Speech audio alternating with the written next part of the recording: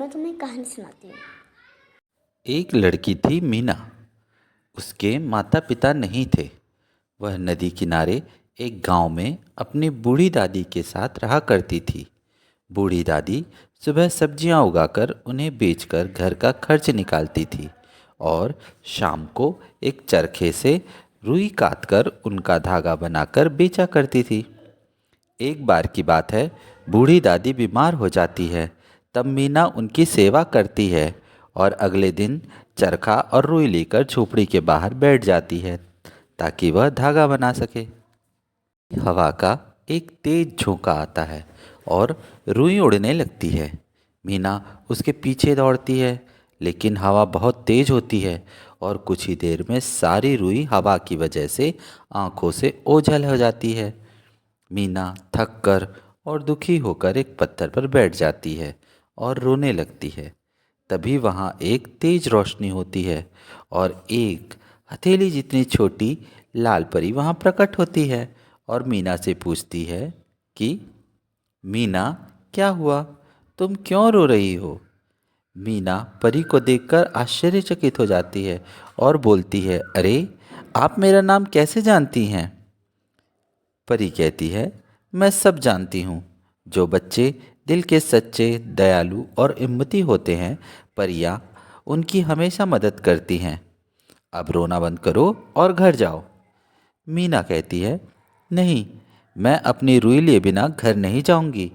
उससे मुझे धागा बनाना है, जिससे बेचकर मैं पैसों से दादी माँ की दवाई लाऊंगी और उन्हें ठीक कर सकूंगी।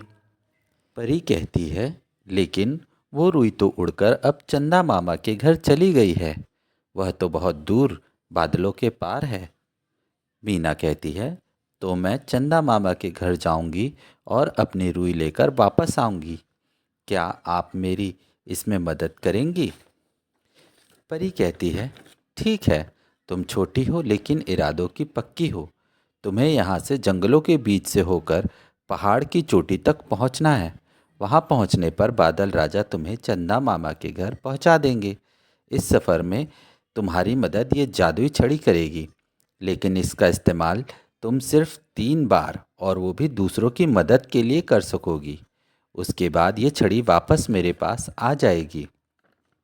यह सुनकर मीना लाल परी को धन्यवाद कहती है और कहती है, मैं इस छड़ी का सही इस्तेमाल करूंगी। और मीना जंगल में छड़ी लिए आगे बढ़ती है। कुछ दूर जाने पर मीना को एक बड़ा बरगद का पेड़ दिखाई देता है, जो कुछ दुखी होता है। मीना बरगद के पेड़ से पूछती है कि बरगद दादा, आप इतने दुखी क्यों हो? बरगद कहता है कि बिटिया, मेरी अब कोई मदद नहीं करता। मेरे आसपास गंदगी, सड़े पुराने पत्तों का ढेर है। इसे कोई साफ नहीं करता, इसलिए मेरी छाँव में कोई नहीं आता। मीना बोलती है, बरगद दादा, आप चिंता न करें, मैं आपके आसपास सफाई कर देती हूँ। ऐसा कहकर मीना अपनी छड़ी निकालती है और छड़ी के जादू से एक झाड़ू और कूड़े की बाल्टी प्रकट करती है। उसके बाद बड़ी मेहनत करके मीना बरगद के चारों ओर सफाई कर देती है, जिसके बाद बरगद दादा बहुत खुश हो जाते हैं और कहते हैं कि धन्यवाद मीना, जब तुम वापस लौटोगी तो मुझसे मिलकर ही जाना। बरगद दादा से विदा लेकर मीना आगे बढ़ती है। से गुजरते समय कुछ वक्त बाद मीना एक मैदान में पहुंचती है, जहां एक गाय खूंटे से बंधी होती है। मीना जब गाय को देखती है तो उसे पता चलता है कि गाय बहुत ही दुखी लग रही है। वह गाय के पास जाती है और पूछती है कि गौ माता, मेरा नाम मीना है, आप दुखी क्यों हैं? गाय कहती है कि मीना बेटी, आज 2 दिनों से मुझे कोई चारा खिलाने ही नहीं आया। मैं 2 दिन से भूखी हूँ। क्या तुम मेरे लिए चारा ला सकती हो? कहती है, क्यों नहीं गौ माता, मैं अभी आपके चारे का प्रबंध करती हूँ। और मीना अपनी जादुई छड़ी का उपयोग करके एक घास काटने का हंसिया और घास को बांधने के लिए रस्सी की मांग करती है। और फिर मीना जंगल में जाकर नर्म और हरी घास काटकर रस्सी से बांधकर गाय के पास लाती है और गाय को हरी घास खिलाती है। घास खाने के बाद गाय बहुत प्रसन्न हो जाती है और कहती है, मीना बेटी धन्यवाद, तुम बहुत दयालु हो। जब तुम वापस लौटोगी तब मुझसे मिलकर ही जाना। मीना गाय को गले लगाकर दूर आगे बढ़ने पर मीना को एक सफ़ेद घोड़ा दिखाई देता है जो दुखी खड़ा होता है। मीना घोड़े के पास जाकर कहती है कि हे घोड़े, मेरा नाम मीना है, आप इतने दुखी क्यों हैं?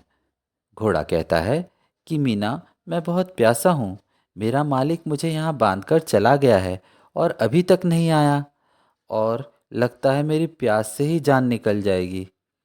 कुछ दूरी पर एक कुआं है, क्या तुम वहाँ से पानी लाकर मुझे पिला सकती हो?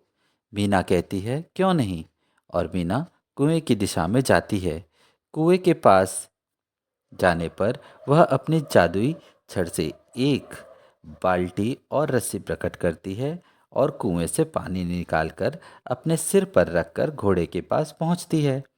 वहां वह घोड़े को पानी पिलाकर उसे सहलाती है। पानी पीकर घोड़ा कहता है धन्यवाद मीना, जब तुम लौटना तब मुझसे मिलकर जाना। मीना मुस्कुराकर आगे बढ़ जाती है। दूर चलने पर एक पहाड़ आ जाता है। मीना पहाड़ पर धीरे धीरे चढ़ने लगती है। एक लंबी चढ़ाई के बाद मीना पहाड़ की चोटी पर पहुंच जाती है। तभी पहाड़ पर एक सफ़ेद बादलों का टुकड़ा आकर रुकता है। बादल राजा, मीना खुशी से चिल्लाती है, क्या आप मुझे चंदा मामा के घर ले चलोगे? हाँ हाँ, क्यों नहीं, बादल राजा कहते हैं। मीना बादल राजा पर सवार हो जाती है। बादल राजा मीना को उड़ाकर चंदा मामा के महल तक ले जाते हैं, जिसकी सुंदरता को देखकर मीना आश्चर्यचकित हो जाती है। बादल राजा को मुख्य दरवाजे पर छोड़ देते हैं। मीना अंदर जाती है और वहाँ सिंहासन पर चंदा मामा बैठे होते हैं। चंदा मामा मीना को देखकर मुस्कुराते हैं और कहते हैं, मीना, तुम अपनी रूही को लेने यहाँ तक आ गई। आओ, तुम थक गई होगी, जाओ चंद्रलोक के सरोवर में एक डुबकी लगा लो, इससे तुम्हारी थकान चली जाएगी। उसके बाद मैं तुम्हें तुम्हारी रूही वापस कर दूंगा। मीना भी थक गई थी, इसलिए वह भी सरोवर में स्नान के लिए तैयार हो जाती है और सरोवर में जाकर डुबकी लगाती है। मगर जब वह सरोवर से बाहर आती है तो वह और अधिक सुंदर और राजकुमारी की तरह दिखने लगती है। वह चंदा मामा के पास आकर धन्यवाद कहती है। धन्यवाद मामा। मामा उसे एक सफ़ेद संदूक देते हैं और कहते हैं कि मीना, ये लो तुम्हारी रुई, इस संदूक में तुम्हारी रुई है, इसे घर जाकर ही खोलना, वरना रुई फिर से उड़ जाएगी। मीना चंदा मामा को फिर से धन्यवाद कहकर वापस महल के दरवाजे पर आ जाती है। वहाँ से मीना बादल राजा की फिर सवारी कर पहाड़ की चोटी तक आ जाती है। पहाड़ से सावधानीपूर्वक उतरते ही कुछ देर बाद ही उसे वही घोड़ा मिलता है जिसे उसने पानी पिलाया था। घोड़ा कहता है, आओ मीना, मैं तुम्हें घर पहुंचा दूं।